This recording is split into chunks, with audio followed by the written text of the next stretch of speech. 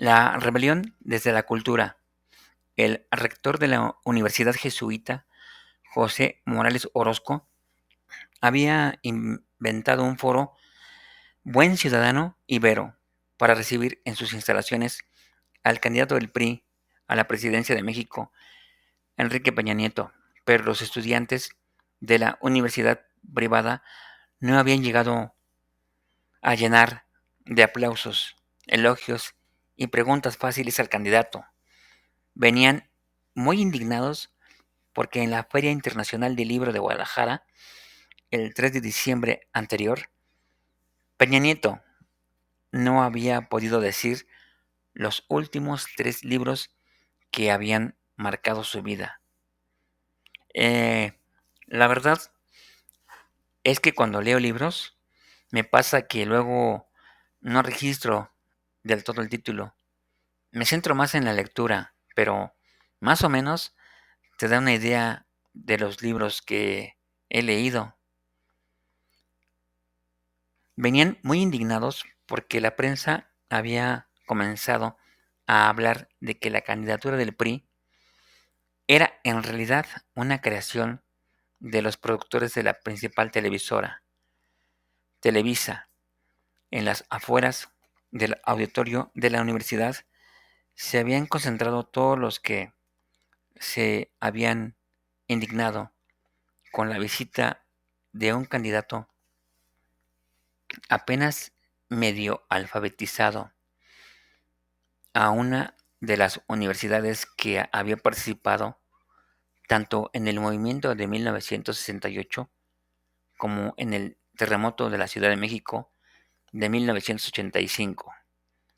Por ser privada, la universidad se le había ridiculizado en varios momentos, en Televisa sobre todo. Los Pirruris Juniors, que hablaban con una papa en la boca en los programas cómicos de la televisora, pero la Iberoamericana no es la universidad que mal representaba Televisa y por ello al candidato del PRI lo recibieron con una manta que había ideado la rubia Rosana, estudiante de humanidades. Todos somos Atenco, en referencia a la brutal represión y violación de una enorme cantidad de mujeres que el entonces gobernador del Estado de México, Peña Nieto, había ordenado el 4 de mayo del 2006 en un pueblo de cultivadores de flores que se opusieron a la construcción de un aeropuerto internacional en sus propias tierras compradas a un bajo costo. La protesta en la explanada de la Universidad Iberoamericana recordaba las brigadas de la entonces estudiante de teatro, la actriz Margarita Isabel, en las paradas de los camiones de la Ciudad de México en 1968. ¿Cree usted que reprimir estudiantes desarmados está bien? Y lo único que se armaban eran los debates callejeros o la intervención de la Escuela de Arquitectura en la reconstrucción de las viviendas caídas tras el terremoto de 1985, con proyectos para Tepito, la colonia Guerrero y la Morelos, 3 colonias históricamente súper empobrecidas en los gobiernos priistas, pensados desde siempre como territorios de drogadictos y de delincuentes. Los pirurris, la caricatura de los alumnos de la Ibero que había creado Televisa, no eran tales y ese 11 de mayo lo iban a manifestar.